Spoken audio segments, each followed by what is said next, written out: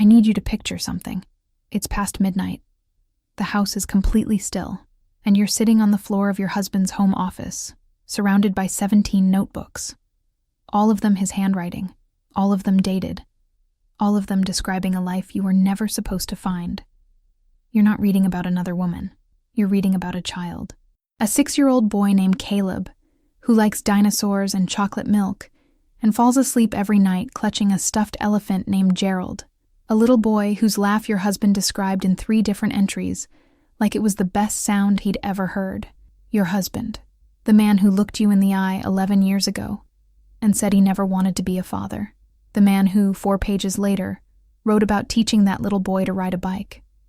In the same summer, I finished the notebook at 3 a.m., and then I just sat there on the floor, because I didn't even know what to call what I had just found out.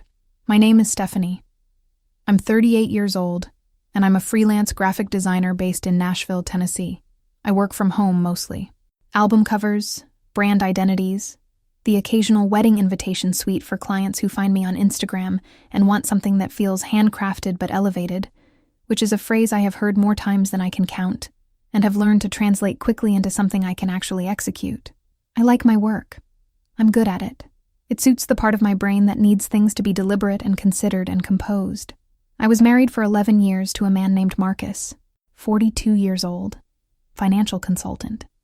The kind of man who remembered how you took your coffee and actually used that information every single time without being asked. The kind of man who was always the most composed person in any room.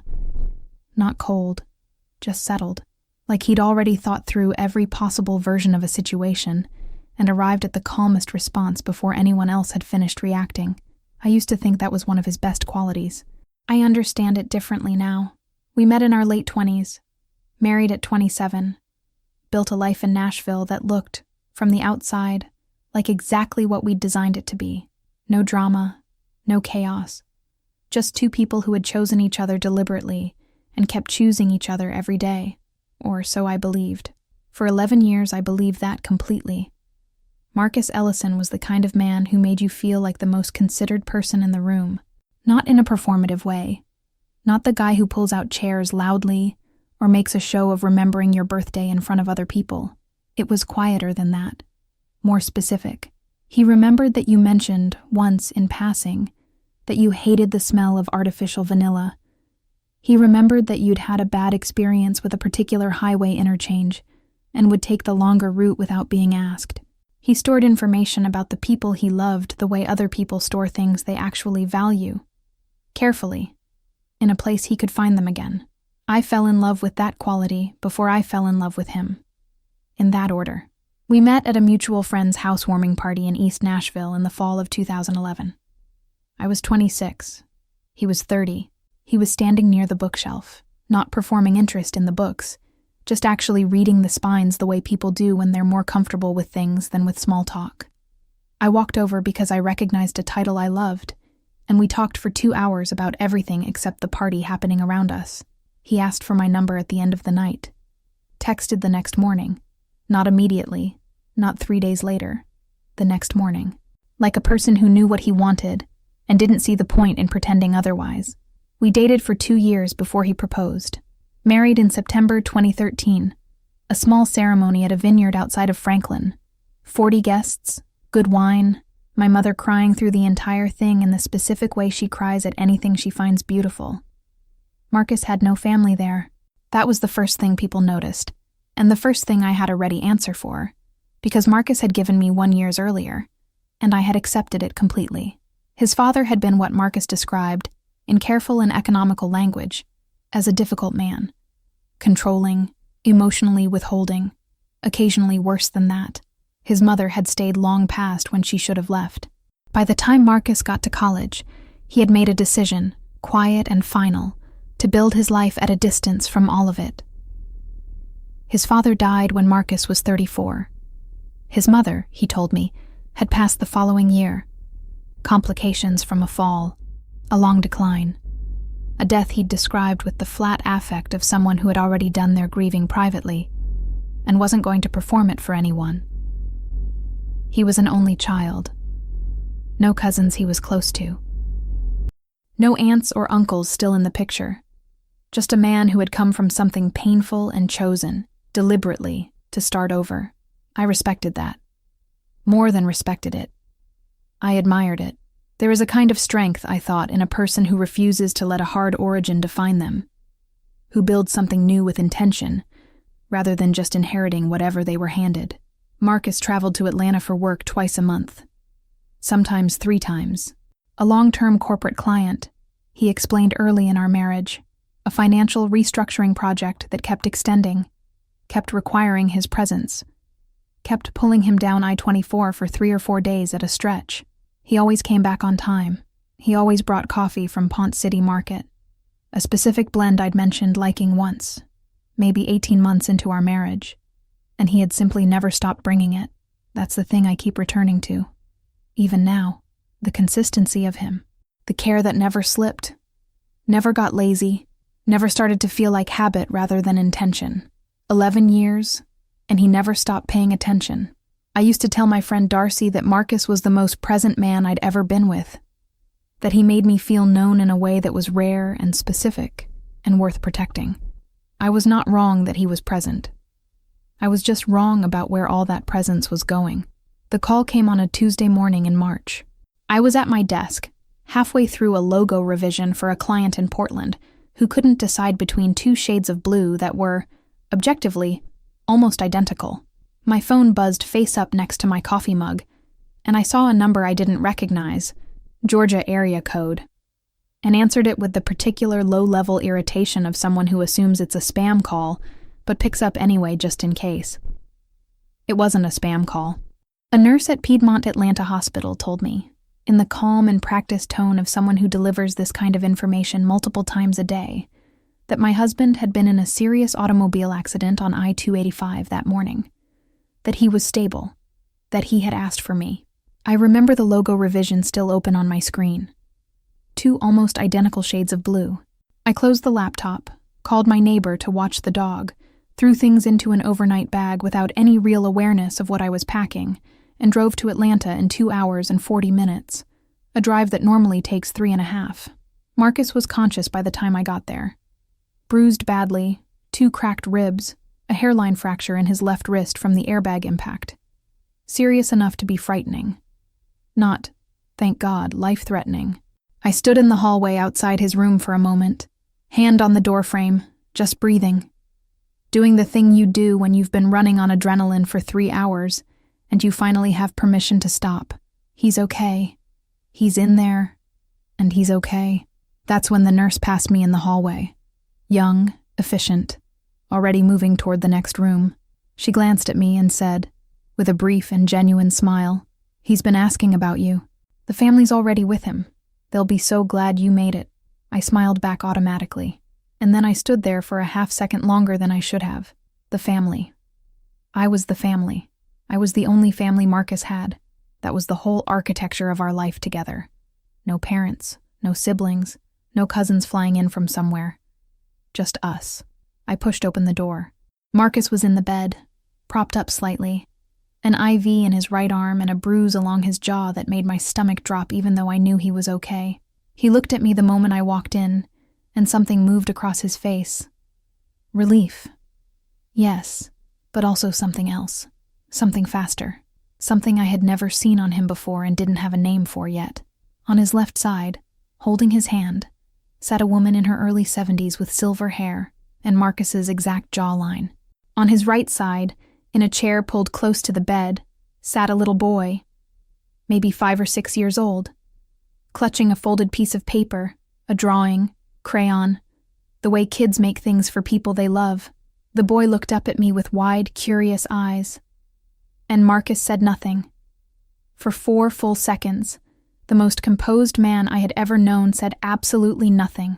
That silence told me everything before a single word did. He found his voice on the 5th second. Steph, just my name. The way he said it when he was gathering himself. Quiet, controlled, buying exactly enough time to decide what came next. I had heard that particular version of my name a handful of times in 11 years. Before a difficult conversation. Before news he knew I wouldn't love. Before anything that required him to be careful. I had always read it as thoughtfulness. Standing in that hospital room, I read it as something else entirely. This is my mother, Gloria.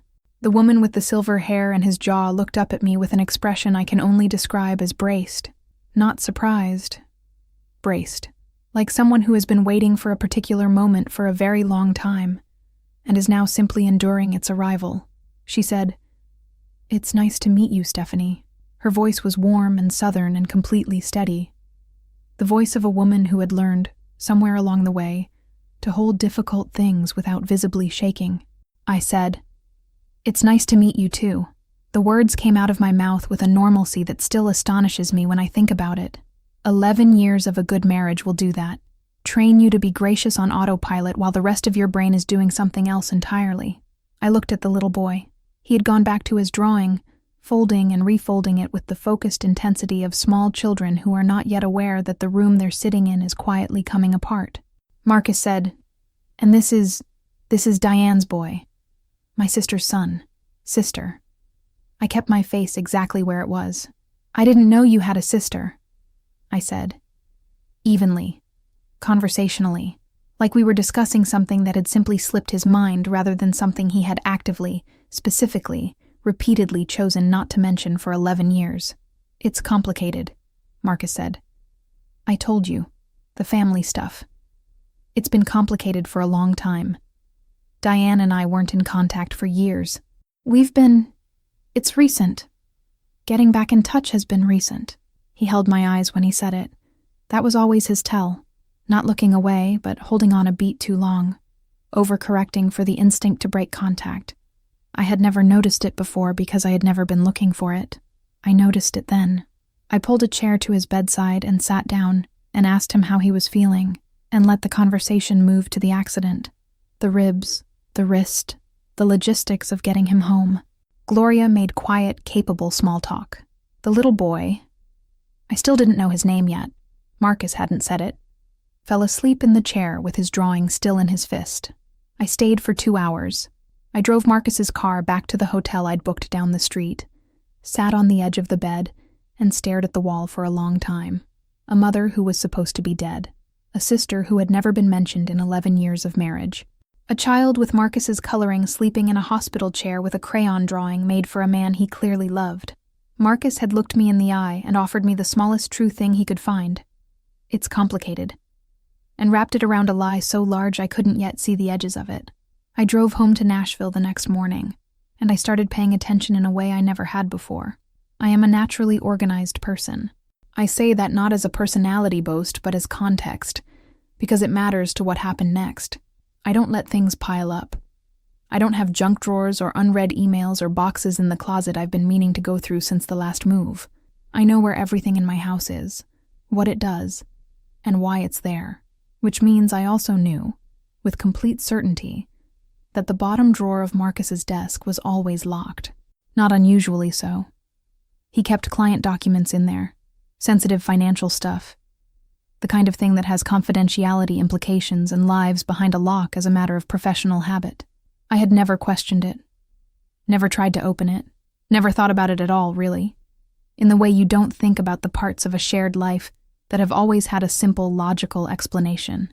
3 weeks after the hospital in Atlanta, Marcus was home and recovering, moving carefully, sleeping more than usual, working from the couch with his laptop balanced on a pillow because the desk chair aggravated his ribs. The house had that particular atmosphere of a controlled quiet, both of us being careful, both of us circling something without landing on it. I had not asked about Gloria again. I had not asked about Diane. I had not asked about the little boy whose name I still didn't know. I was waiting. For what exactly? I couldn't have said. For him to volunteer it. For the right moment. For some version of courage I hadn't quite assembled yet. On a Thursday afternoon, Marcus was asleep on the couch, and I went into the office to find the homeowner's insurance documents that our provider had been requesting for a week. I knew Marcus kept the household files in the top right drawer. Always had. Organized by category, labeled in his precise handwriting. I opened the top right drawer, found the folder, turned to leave, and noticed that the bottom drawer was open. Not wide open, just slightly. An inch, maybe less. the lock mechanism not fully engaged, the way it gets sometimes when you close a drawer in a hurry without checking that it caught. I stood there for a moment, insurance folder in my hand. House quiet. Marcus asleep 12 feet away. I pulled the drawer open. No client files, no financial documents, no professional anything, just notebooks. Stacked in 2 careful columns, spines facing up, each one labeled on the cover in Marcus's handwriting with nothing but a date range. The oldest one on the bottom of the left stack. I could just make out the dates. January 2015, June 2015, 2 years into our marriage. I took the top notebook from the right stack, the most recent one, and opened it to the first page. I read 3 paragraphs, and then I sat down on the office floor. Because my legs had made a decision my brain hadn't caught up to yet. I want to be precise about this, because I think precision matters here. The notebooks were not the confession of a man having an affair. There was no other woman. No secret romance. No charged hidden language of desire or guilt, or the specific electricity of something forbidden. If that had been what I found, I think, and I've thought about this more than I can adequately explain, I think it would have been easier to process. Not easier to survive, but easier to name. There is a script for that particular betrayal. It is terrible and it is common and the words for it exist. What I found was harder to categorize. The notebooks were journals, detailed, consistent, written in the same unhurried hand as Marcus's grocery lists and birthday cards, and the occasional note he'd leave on my desk when he left early and didn't want to wake me. No code, no disguise. Just a man writing about his life with the quiet thoroughness of someone who needed, for reasons I was only beginning to understand, to put things down somewhere they could be held. The most recent notebook began 14 months earlier. I read the first entry. February 3rd. Caleb lost his second tooth today. Called me immediately after school. Wouldn't wait until the weekend. Diane said he was practically vibrating by the time he got home. He wanted to know if the tooth fairy was real. I told him that some things are real because we decide they are. He thought about that for about 4 seconds, and then said okay and asked if he could have a snack. 6 years old, and already knows when a philosophical conversation has reached its natural conclusion. He is so funny. I don't know how to write about how funny he is in a way that captures it. I read it twice. Then I turned the page. The entries came every few days, sometimes daily when Marcus had been in Atlanta, sometimes with gaps of a week or more when work had kept him in Nashville, and the distance between his 2 lives had stretched to its ordinary length. He wrote about Caleb the way parents write about their children when they think no one is watching, with an specificity and tenderness that isn't performed for anyone, that exists purely because the feeling is too large to leave unrecorded. Caleb's obsession with a particular YouTube channel about deep-sea creatures, the way Caleb mispronounced spaghetti as paschetti, and had been gently corrected so many times that he now said it correctly, but occasionally said paschetti on purpose, because he knew it made Marcus laugh. The nightmare Caleb had in October, that Marcus had sat up with him through, cross-legged on the floor of the bedroom in Gloria's house, talking quietly about why the dark isn't dangerous, until the boy fell back asleep. Marcus had sat on the floor of his mother's house at 2 a.m, talking a child through a nightmare. The same month he and I had driven to Gatlinburg for a long weekend, and he had been, by every measure I had, completely present. Attentive, himself. I kept reading. There were entries about Gloria, about her garden, her Sunday cooking, the way she had started to slow down in ways that worried him, the careful, specific worry of a child watching a parent age and not knowing how to talk about it directly. He wrote about a Sunday in August when she'd made pot roast and they'd sat on the back porch afterward while Caleb ran around the yard catching fireflies in a mason jar, and Marcus had written, "I keep thinking I don't deserve this." And then I think that's exactly the kind of thought that keeps people from having anything good. So I try to just be in it. I'm not always successful. There were entries about Diane. Their relationship was warmer in the notebooks than I would have expected from a man who had once described his family with words like complicated and distance and a long time ago. They argued occasionally, sibling arguments, old friction, the kind that comes from knowing someone so completely that you know exactly where to push. But there was love in it. Real, unglamorous, complicated family love. And woven through all of it, In every entry, regardless of subject, was the consciousness of what he was doing. He never called it lying. He never called it anything, directly. But it was there, in the pauses between entries, in the occasional sentence that trailed into silence, in a paragraph near the middle of the notebook that stopped me completely. I know there is no version of this that is okay.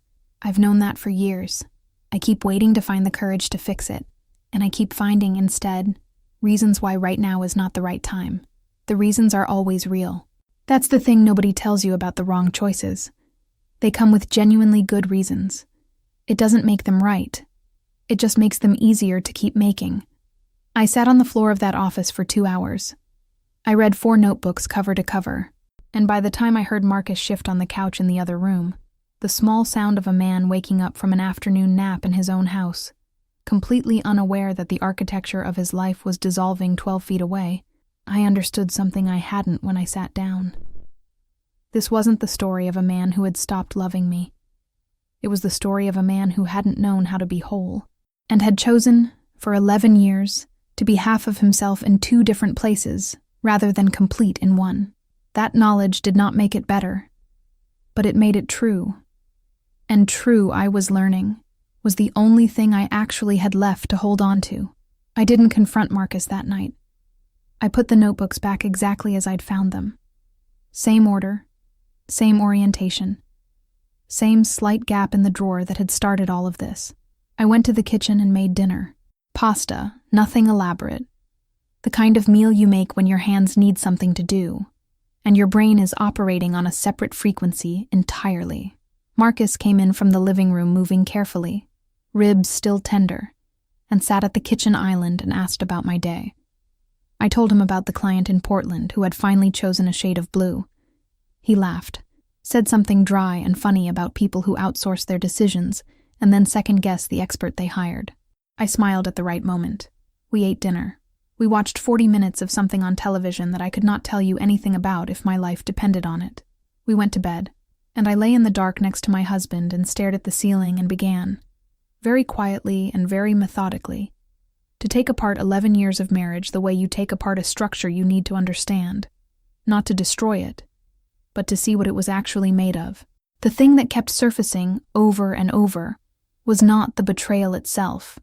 It was the architecture of it, because what Marcus had built was not careless. It was not the stumbling, reactive construction of a man who had made one bad decision and then kept making worse ones to cover it up. It was considered, deliberate, maintained with the same precision he brought to everything else in his life. Nashville was the life he had designed from scratch. When Marcus left his family in Atlanta at 22, after his father, after whatever had happened in that house that he had described to me only in the vaguest and most careful terms, he had made a decision that went beyond physical distance. He had decided to become a different version of himself. Cleaner, unburdened. A man with no complicated inheritance, no difficult history, no family that required explanation or apology, or the ongoing labor of loving people who had hurt you. He had come to Nashville and he had built that man from the ground up. And then he had met me, and I had fit perfectly into the life he was constructing. Someone who didn't push on the closed doors, who accepted complicated as a complete answer, who valued the peace of our life together enough to not go looking for what might disturb it.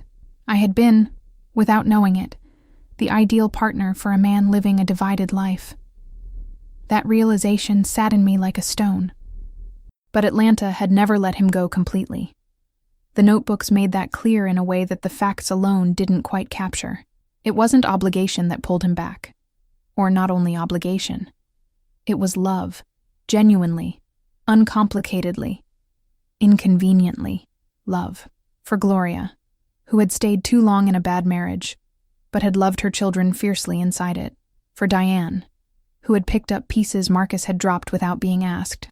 For Caleb, who had arrived in the world at the worst possible time and turned out to be, by every account Marcus recorded in those notebooks, the most purely joyful thing in his life. He had not been able to leave it, and he had not been able to bring it forward.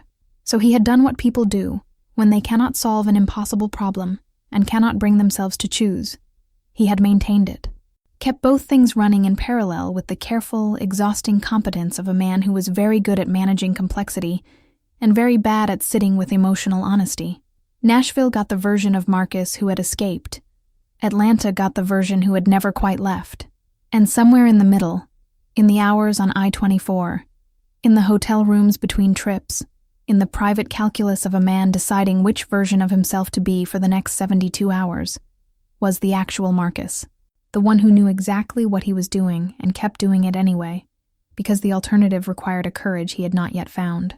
I thought about the entry I'd read. The reasons are always real. That's the thing nobody tells you about the wrong choices. They come with genuinely good reasons. It just makes them easier to keep making. He had understood himself completely, and done it anyway. There is a particular kind of loneliness in being married to someone who is capable of that level of self-awareness, and still chooses silence. It is different from being married to someone oblivious. Oblivious people cause damage without understanding it. Marcus understood every inch of the damage he was causing and filed it under not yet for 11 years. I'm not sure, even now, which one is harder to forgive. I gave myself 5 days, not to decide whether to confront him. That was never a question. But to be ready. There is a difference between knowing something and being able to speak it out loud in a room with the person it's about. And I needed those 5 days to close the gap between those two things, to move the knowledge from the place where it was living, cold and still and enormous, somewhere behind my sternum, into something I could actually use. I read all 17 notebooks in those 5 days. Not sequentially. I moved around, following threads, cross-referencing dates against memories. A trip to Atlanta in March 2018 that overlapped with a weekend I remembered as unremarkable. An entry about Caleb's 4th birthday that was dated the same week Marcus and I had driven to Memphis for a concert we'd been talking about going to for 2 years. A November entry where Marcus wrote about sitting with Gloria while she recovered from a minor surgery. The same November he had told me the Atlanta client was in crunch mode, and he'd be there most of the month. I built a timeline on a yellow legal pad. Dates on the left. Atlanta entries on the right. The ordinary memories of my marriage in the middle. The overlap was constant. Seamless. 11 years of a man moving between two lives with a fluency that should have been impossible and wasn't.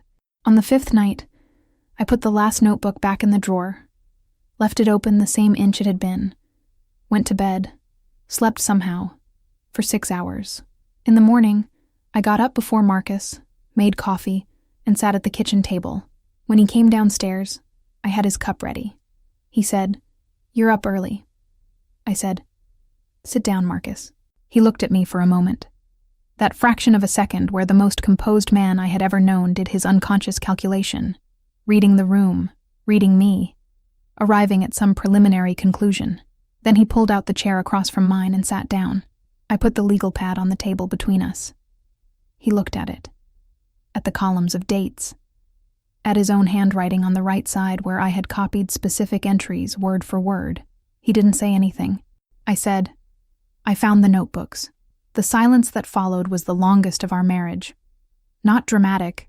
Marcus was constitutionally incapable of dramatic silences. It was just still, the kind of still that happens when something that has been in motion for a very long time finally stops. Then he said, "All of them? All 17. He put both hands flat on the table, looked at them for a moment, then looked up at me. "I know there's nothing I can say that makes this okay." "I'm not asking you to make it okay," I said. "I'm asking you to tell me the truth. All of it. Right now. No version of it. No edited summary. The whole thing." He nodded once. And then Marcus Ellison, who had spent 11 years being exactly as much of himself as he calculated was safe, told me everything. It took 3 hours. He told me about his father. The full version, not the careful outline I'd been given years ago. A man whose control over his family had been total and corrosive, who had loved his children in the particular damaging way of people who confuse possession with devotion. Marcus had left at 22, with the specific determination of someone who has decided that the only way to survive a thing is to put enough distance between yourself and it, that it can no longer reach you. He told me about Joanna, Caleb's mother, a woman he had loved in his mid-20s, Before Nashville, before me, she had gotten pregnant unexpectedly. They had been trying to figure out what that meant for them when she was diagnosed. Aggressive, fast-moving, the kind of cancer that doesn't negotiate. She died when Caleb was 14 months old. Marcus had been 29. He told me about the decision to let Diane take guardianship. Made in grief. Made in panic. Made by a man who had just lost the mother of his child, and genuinely believed, in that moment, that a child deserved more stability than he was capable of providing. He told me about the first time he came back. Caleb was 3. Marcus had driven to Atlanta on a Tuesday in October with no particular plan, had knocked on Diane's door, and Caleb had opened it, because 3-year-olds open doors when they shouldn't, and looked up at him with an expression Marcus described, in a voice that was very quiet and very careful, as the most clarifying thing I have ever seen. "I knew I couldn't leave again," he said, "and I knew I didn't know how to stay. So I did the thing I'm apparently very good at. I found a way to do both." I looked at him across the kitchen table, this man I had made a life with, this man whose coffee I had just made from memory. 1 sugar, splash of oat milk, the way he'd taken it for 11 years. I said, "Did you ever plan to tell me?" He didn't answer immediately. When he did, it was the most honest thing he had ever said to me. "I planned to tell you every time I drove home from Atlanta. For 8 years. And every time I got to our exit on I-24 and saw the Nashville skyline, I thought, not yet. One more trip. When things are more settled, when I figure out how, and did you figure out how?" He looked at his hands again. "No," he said. "I never did. I thought that was the whole truth. I want to be clear about that because it matters to what comes next. After 3 hours at that kitchen table, after Joanna, after the guardianship, after 8 years of I-24 and not yet and the Nashville skyline, I thought Marcus had finally emptied himself completely, that the thing I was holding, as devastating as it was at least the full shape of it. I was wrong." We had been sitting in silence for a few minutes, the specific silence that follows a confession, when both people are waiting to find out what happens next. When Marcus looked up from his hands and said, "There's something else," I looked at him. "Caleb doesn't know I'm his father." I heard the words, processed them individually, and then sat with the assembled meaning of them for a long moment before I spoke. "What do you mean he doesn't know?" "He knows me as his uncle," Marcus said. "He has known me as his uncle since he was old enough to know anything. Diane has legal guardianship. Her name is on his school forms, his medical records, everything. As far as every official document and every person in his life is concerned, I am his mother's brother, his uncle, not his father." "Does Caleb know differently?" Marcus was quiet for a moment. "I think he feels it," he said. "Children feel things before they have words for them. The way he is with me, it's different from how he is with Diane's boyfriend, with other men in his life. There's something there that neither of us has ever named out loud, but you've never told him." "No. He's 6 years old, and his father has been in his life every other weekend for 4 years, and he doesn't know." Marcus didn't answer, which was its own answer. I got up from the table. Not dramatically. I didn't slam a chair or raise my voice. I just needed to not be sitting across from him for a moment. I went to the kitchen window and stood there looking at our backyard, the dogwood tree we'd planted the first spring in this house, the chairs on the porch we'd picked out together at an estate sale in Germantown. All the ordinary evidence of a life built in good faith. I thought about Caleb, 6 years old, dinosaurs and chocolate milk and a stuffed elephant named Gerald, a little boy who laughed in a way his father found so extraordinary that he had tried, in 3 separate journal entries, to describe it accurately, and felt each time that he'd fallen short. A little boy who called his father uncle, who had made a crayon drawing for a man he loved and brought it to a hospital room without knowing exactly what that man was to him, who felt something he had no words for yet, and I thought about what it meant that Marcus had let that continue. Not out of malice. I was already sure enough of that to set it aside. But out of the same paralysis that had governed every impossible decision he'd faced since he was 29 years old and standing on Diane's doorstep in October, looking at a 3-year-old who had opened the door when he shouldn't have. Marcus was extraordinarily good at being present, and extraordinarily unable to be permanent. He showed up. Every time he showed up. For me, for Caleb, for Gloria, for Diane. He showed up with coffee and remembered details and the specific attentiveness of a man who genuinely loved the people in his life. He just never stayed long enough in any one place to be fully real. I turned around from the window. Marcus was watching me with the expression I had seen in the hospital room in Atlanta. That thing I hadn't had a name for then and understood completely now. It was not guilt, exactly. It was the look of a man who had known for a very long time that this moment was coming and had never once figured out how to prevent it. I said, "That little boy deserves to know who his father is." Marcus said, "I know. Not eventually. Not when the time is right. Not when you figure out how." I held his eyes. He deserves to know now, while he's still young enough that it can just be true, rather than something that was hidden from him. Marcus looked at me for a long moment. Then he said something I hadn't expected. "Will you come with me?" When I tell him, I stood there in my kitchen in Nashville, Tennessee, looking at the man I had married, who had just asked me to be present for the most important conversation of his other life, and I had absolutely no idea what the right answer was. I said no, not harshly, not with the anger that would have been completely justified, and that I was beneath the surface of that conversation, absolutely feeling, just clearly. The way you say no to something that you understand is not yours to be part of, regardless of how you got here. That's not my moment, Marcus. That belongs to you and Caleb. I shouldn't be there. He nodded slowly, like a man accepting a correction he already knew was coming. We sat back down at the table. The legal pad still between us, the cold coffee, the ordinary morning light coming through the windows of a house that felt, in that moment, like a stage set. Everything in the right place, everything looking exactly as it should, the whole thing hollow behind the facade. I asked him what he wanted to do, not about Caleb. I already knew what needed to happen there, and so did he. I meant about us, about the marriage, about the 11 years, and the Nashville skyline, and the one sugar and splash of oat milk, and all the 10,000 ordinary things that had constituted a life I had believed in completely. He was quiet for a long time. Then he said, "I don't want to lose you." And I believed him. That's the thing I need you to understand. I believed him completely. It was not a manipulative thing to say, not a calculated play. It was just true. Marcus loved me. The Nashville version of him. The clean slate version. The man who had come to this city and built something deliberately. That man loved me genuinely and had for 11 years. The problem was that he was not only that man, and the rest of him had never been mine to have. We tried. I want to be honest about that because I think the trying matters, both what it contained and what it couldn't fix.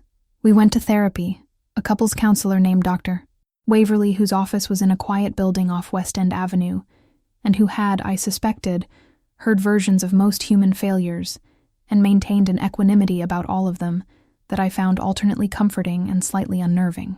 Marcus was honest in those sessions in a way he had apparently never managed to be in 11 years of marriage.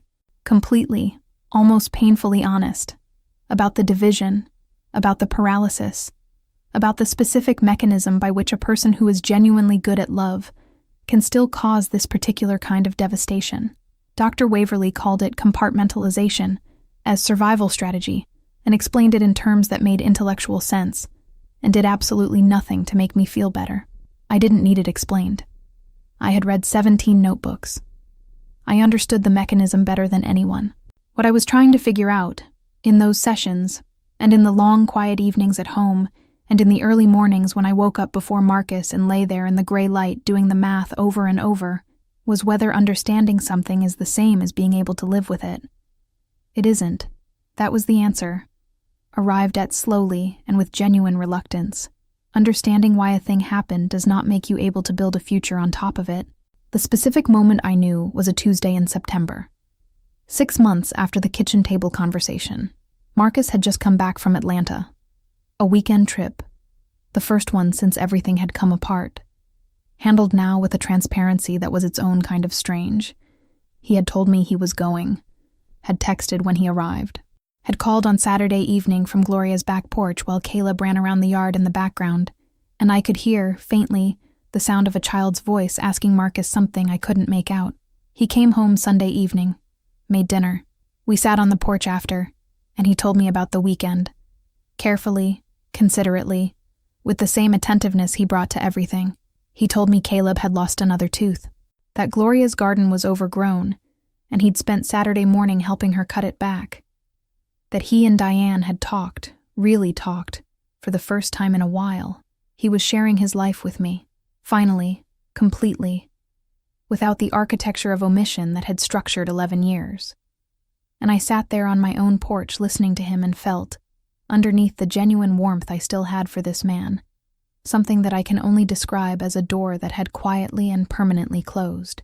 Not in anger, not in a moment of decision, just closed, the way some things close when they've been open too long in the wrong weather.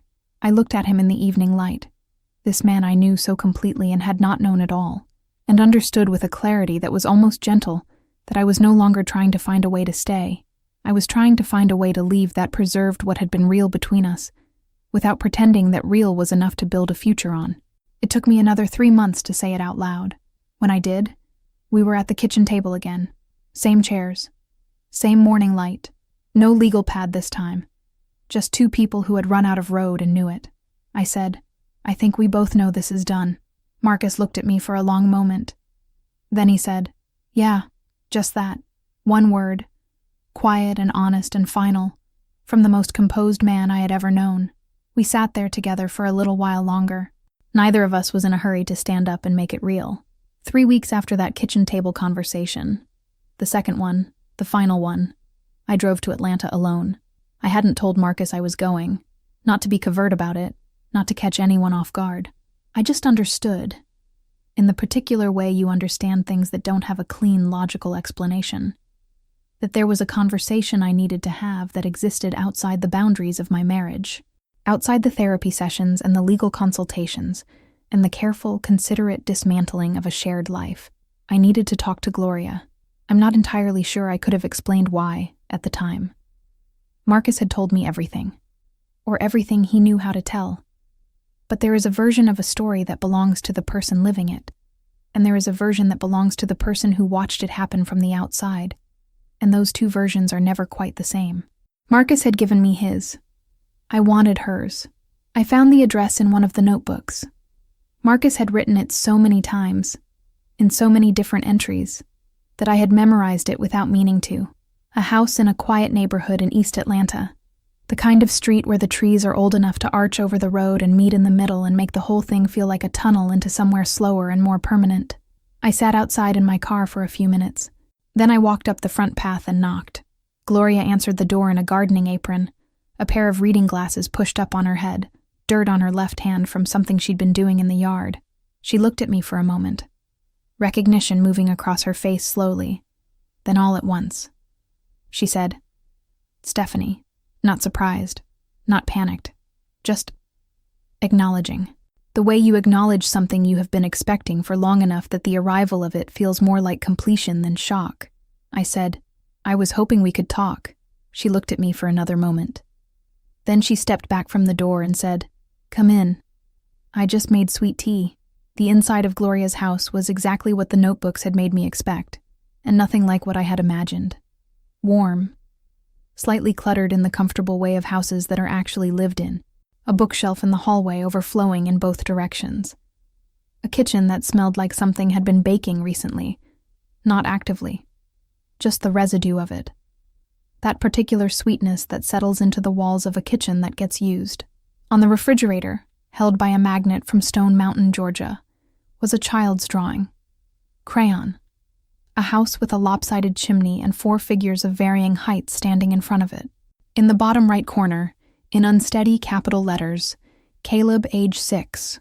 I looked at it while Gloria poured the tea. She set a glass in front of me and sat down across the table and folded her hands and looked at me with the steady, unhurried patience of a woman who had been waiting for a long time to be honest with someone and was finally being given the opportunity. I said, "I'm not here to cause problems. Marcus and I are. We're separating. That's already decided. I'm here because I want to understand the parts of this that Marcus couldn't tell me." Gloria nodded slowly. "What do you want to know?" "Everything," I said. "From the beginning. Your version." She was quiet for a moment, looked at her hands, then looked up, and she talked for 2 hours.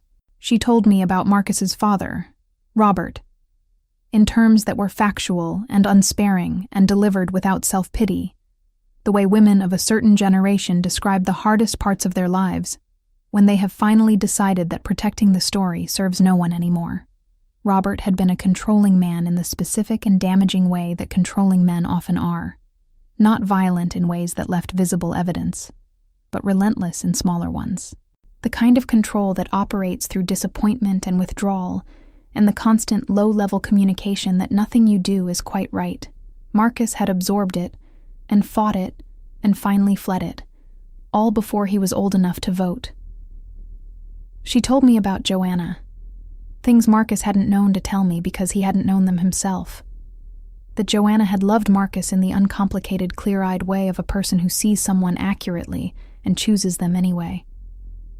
That she had been funny and stubborn, and had made Gloria laugh in a way that Gloria said she still missed, unprompted, on ordinary Tuesdays. That when Joanna died, something in Marcus had closed. Not broken, Gloria said carefully. Closed. Like a room he didn't know how to go back into. He loved that boy from the minute he existed. But after Joanna, he looked at Caleb and he saw everything he'd lost, and everything he was afraid of losing again, and he just shut the door.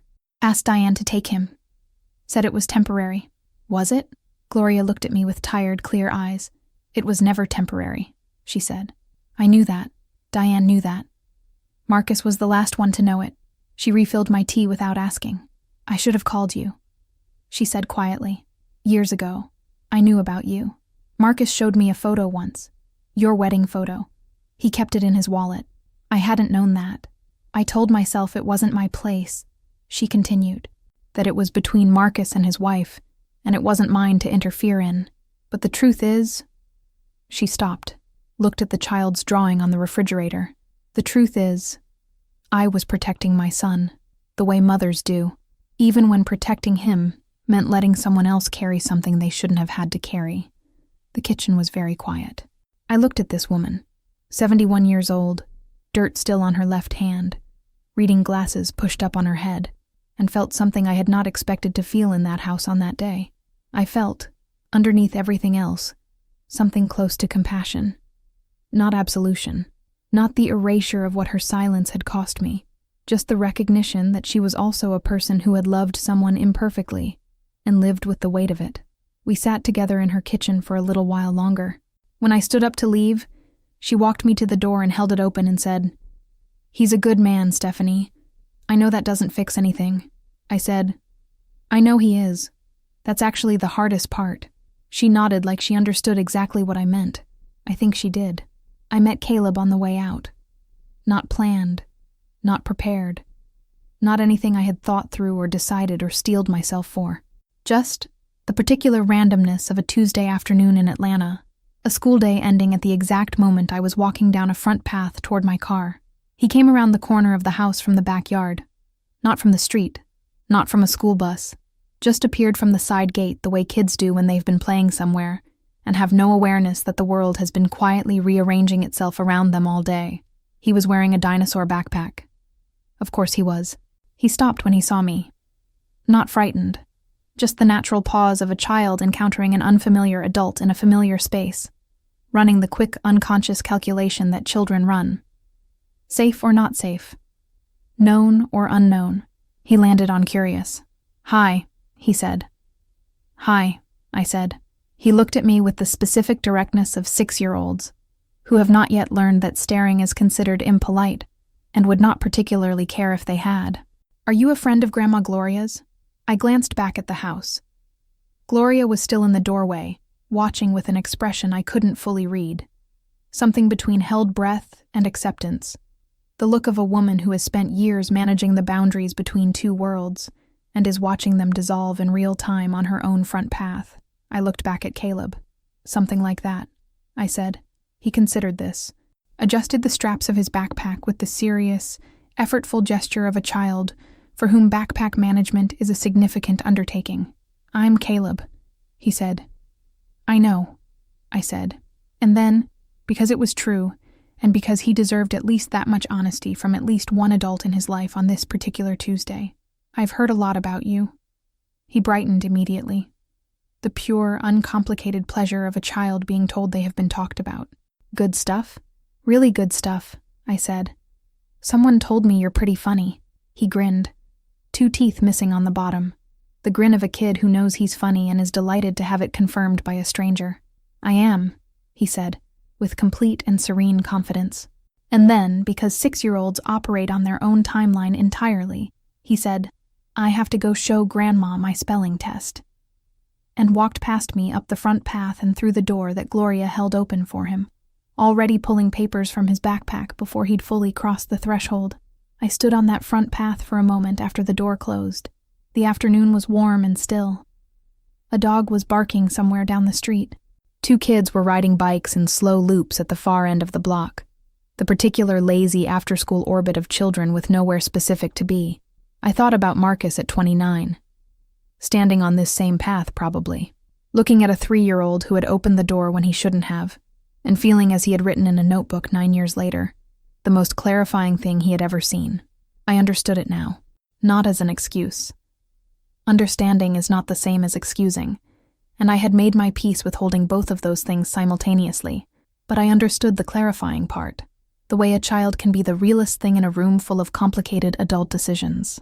The way Caleb's existence, uncomplicated, funny, missing 2 teeth, completely unaware of the architecture of secrets that had been built around him, made everything else suddenly very simple. He deserved a father. He had one. The rest of it, the mess and the damage and the 11 years of a marriage built on incomplete foundations, that was the adult's problem to sort out. Caleb's only job was to be 6 years old and carry his backpack and be funny and show his grandmother his spelling test. I was glad, walking to my car, that nobody had taken that from him yet. I hoped nobody would. It's been 2 years since I sat on the floor of that office and read the first notebook. 2 years since a bottom drawer that wasn't fully closed changed the entire shape of what I understood my life to be. 2 years of attorneys and mediations, and the particular administrative exhaustion of dismantling a shared existence. The joint accounts, the lease on the Nashville apartment we'd moved to after selling the house. The small and surprisingly painful negotiations over who kept what, from 11 years of accumulated living. I kept the dogwood tree. That was non-negotiable. We dug it up together on a Saturday morning in November, Marcus and I, with a kind of careful, wordless cooperation that felt like the most honest version of our marriage. 2 people who were genuinely good at the practical things, working alongside each other one last time. I replanted it in the backyard of the house I rent now in East Nashville. It's doing fine. Better than expected, actually, in the way that transplanted things sometimes are. I'm doing fine, too. Better than expected. Marcus is in Atlanta now. Full-time, officially, for the first time in his adult life. He has an apartment 12 minutes from Gloria's house, and Caleb goes there every other weekend and 2 evenings a week for dinner. The arrangement is new enough to still be finding its shape. There are logistics to work out, adjustments to make, the ongoing negotiation of 2 families reconfiguring around a truth that arrived late, but arrived. Caleb knows. Marcus told him in January, 4 months after our kitchen table conversation. I don't know the details of how that conversation went. It doesn't belong to me and I never asked. What I know is what Marcus texted me afterward, at 11 o'clock on a Sunday night. He took about 30 seconds to process it. Then he asked if that meant he could call me Dad. I said yes. He said okay, and went back to watching his show. Kids are something else. I read that text 3 times. Then I put my phone face down on the nightstand and stared at the ceiling for a while. Not in grief exactly. In something more complicated and harder to name. The recognition that something painful can also be, simultaneously, exactly right. That a little boy calling his father Dad for the first time at age 6, late and imperfect and arrived at through a path that should have been much shorter, is still a little boy calling his father Dad. The rightness of it doesn't erase the rest. But it doesn't disappear into the rest either. Diane and I have spoken twice. Brief, careful conversations. 2 women who share a child in their orbit in ways neither of us entirely chose, finding the vocabulary for a relationship that has no established template. She is warm and direct, and clearly exhausted in the way of single mothers who have been carrying more than their share for longer than is fair. I like her. I think, under different circumstances, we might have been friends. Gloria texts me occasionally. Recipes, mostly. She got my number from Marcus at some point, and simply started sending them without preamble or explanation. The way older Southern women share food as a primary language. Last week, she sent me her pot roast recipe with a single line underneath. "You seem like someone who could use a good Sunday meal." I made it on Sunday. It was excellent. I ate it alone at my kitchen table in East Nashville, with the last of the autumn light coming through the window, and Biscuit. I kept the dog, that was also non-negotiable, asleep under my chair. It was a good evening. Quiet and real and entirely mine. I've thought a lot about what to say here. Because I'm a designer by trade, and designers are trained to distill, to take something complicated and find the cleanest, most honest version of it, to remove what's unnecessary until what's left is exactly what it needs to be, and nothing more. I've been trying to do that with this story for 2 years. Here's what I've got. The first thing is this. The absence of a lie is not the same as the presence of truth. Marcus never told me he had no family. He said it was complicated. He said it was in the past. He let me build an assumption and never disturbed it. And for 11 years I confused his silence for honesty, because I had never been given a specific reason not to. I will never make that mistake again. Not with a partner. Not with a friend. Not with anyone I'm considering letting close enough to matter. I ask questions now. Direct ones. Not from suspicion. From the understanding that the people who love us are still capable of protecting us from truths we deserve to know, and that we are allowed to want the full picture of the life we're living inside. The second thing. Compartmentalization is not strength. It is a postponement with interest. Marcus was extraordinarily capable, intelligent, loving, genuinely present in ways that most people never manage. And he used every bit of that capability to avoid one honest conversation for 11 years. The bill for that postponement came due eventually. It always does. And it was paid by everyone around him. By me. By Caleb. By Diane. By Gloria, who kept a secret that wasn't hers to keep because she didn't know what else to do with it. Whatever you are avoiding, whatever door you have closed and labeled not yet, and walked past for months or years, the longer it stays closed, the more it costs everyone when it finally opens. Open it yourself. While you still can, while the people who deserve the truth can still use it. And the last thing, the one I come back to most, the one that took me the longest to arrive at. You can love someone completely and still not be enough to make them whole. That is not your failure. That is not a reflection of your worth or your adequacy or the quality of what you gave. Some people arrive in your life already divided, split between who they are and who they were and who they are afraid to become. And no amount of loving them closes that gap. Only they can do that.